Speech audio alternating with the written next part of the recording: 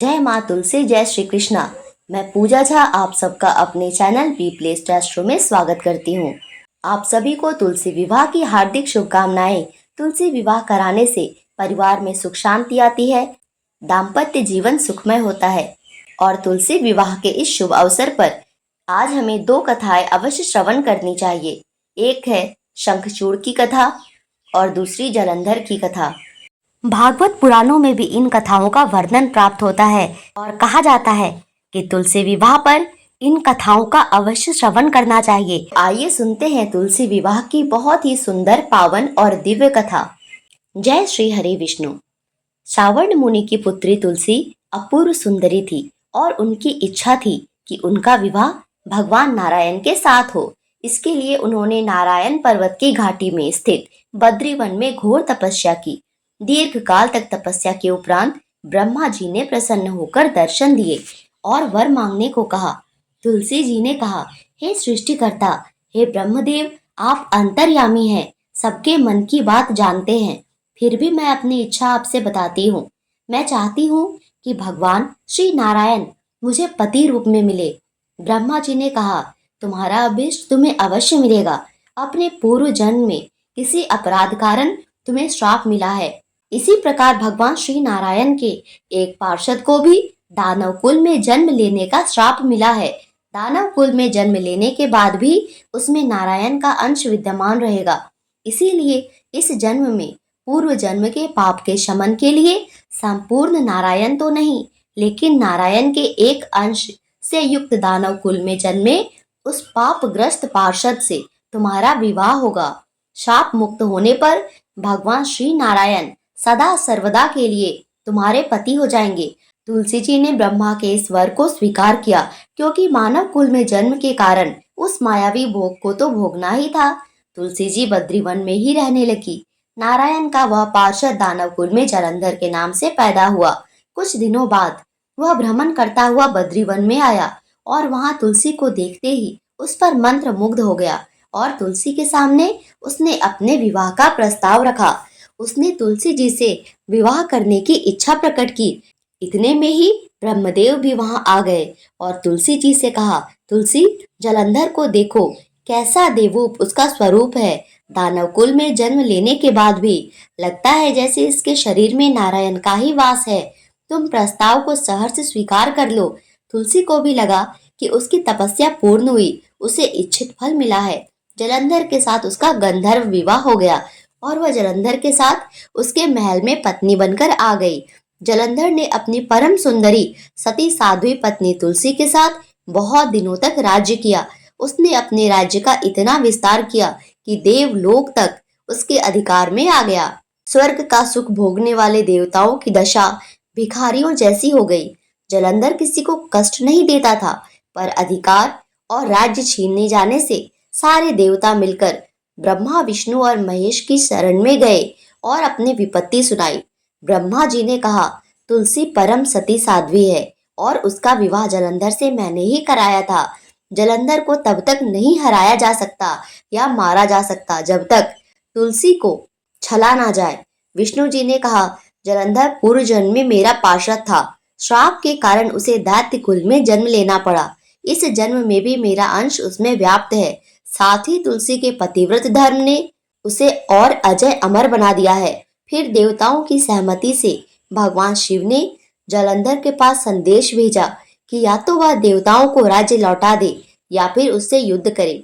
जलंधर शंकर के पास पहुंचा और भगवान शंकर को प्रणाम करके बोला, हे देवाधिदेव, आपके लिए देवताओं का पक्ष लेना उचित नहीं है।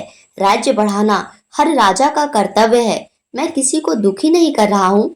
देवताओं से कहिए कि वो मेरी प्रजा बनकर रहे। मैंने आपका कभी कोई अपमान नहीं किया। हमारा आपका युद्ध शोभा नहीं देता। आप हार गए तो बड़ी लज्जा की बात होगी। मैं हार गया तो आपकी कीर्ति बहुत अधिक नहीं बढ़ेगी। भगवान शंकर फिर हंसने लगे। वो तो सब रहस्य समझते थे। तुलसी और जालंधर की पूर्व जन्म के श्राप की अवधि लगभग पूरी हो चुकी थी। फिर शंकर जी बोले, इसमें कीर्ति और लज्जा की बात क्या है। तुम देवों को राज्य लौटा दो और उन्हें उनके पद पर प्रतिष्ठित होने दो। युद्ध से बचने का यही एक उपाय है। जलंधर ने कहा, मैंने युद्ध के बल से देवलोक जीता है। कोई उसे युद्ध के द्वारा ही वापस ले सकता है। यह मेरा अंतिम उत्तर है। अब मैं जा रहा हूँ। ऐसा कहकर जलंधर चला गया। उसने अपनी पत्नी तुलसी को सारी बातें बताई और कहा, कर्म भोग सब काल सूत्र में बंधा है। जीवन में हर्ष, शोक, भय, दुख, सुख, मंगल, अमंगल काल के अधीन है। हम तो केवल निमित्त हैं।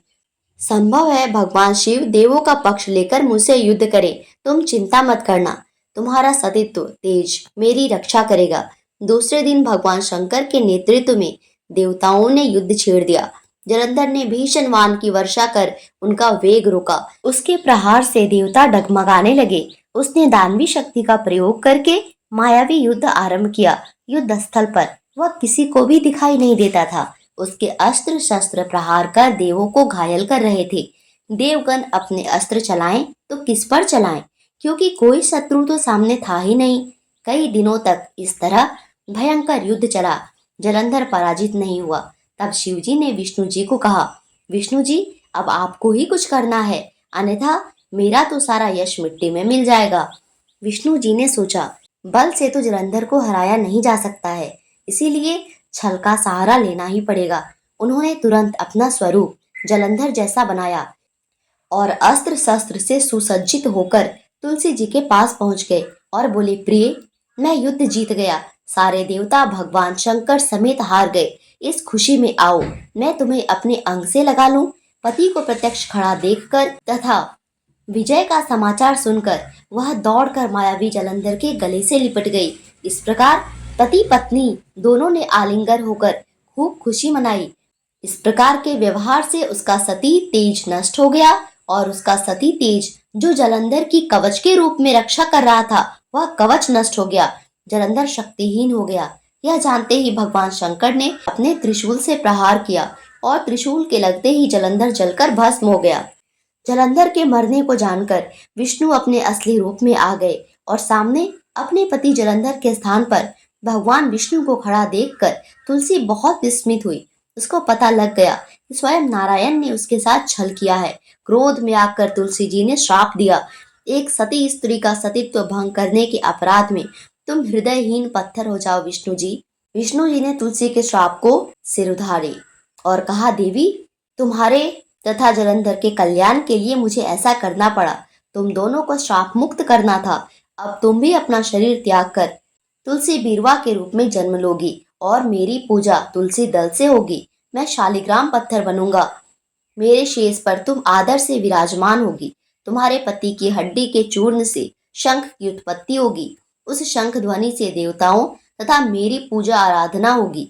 जहाँ शंख ध्वनि होगी वहाँ मंगलमय मैं विराजमान रहूंगा।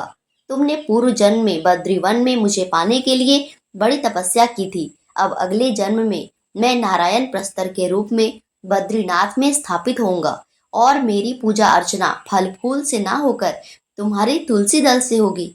मेरे शेष पर विराजमान होकर तुम मुझसे भी ऊंचा पद प्राप्त करोगी। बोलिए श्री लक्ष्मी नारायण भगवान की जय, श्री तुलसा माता की जय। तुलसी विवाह के दिन शंखचूड़ और जलंधर की कथा सुनने से अनंत गुना फलों की प्राप्ति होती है और कार्तिक मास के अंतिम 5 दिनों में इन कथाओं का श्रवण अवश्य करना चाहिए। इसी के साथ तुलसी विवाह की यह कथा समाप्त होती है। प्रेम से बोलिए श्री लक्ष्मी नारायण की जय, शालिग्राम की जय, तुलसा माता की जय।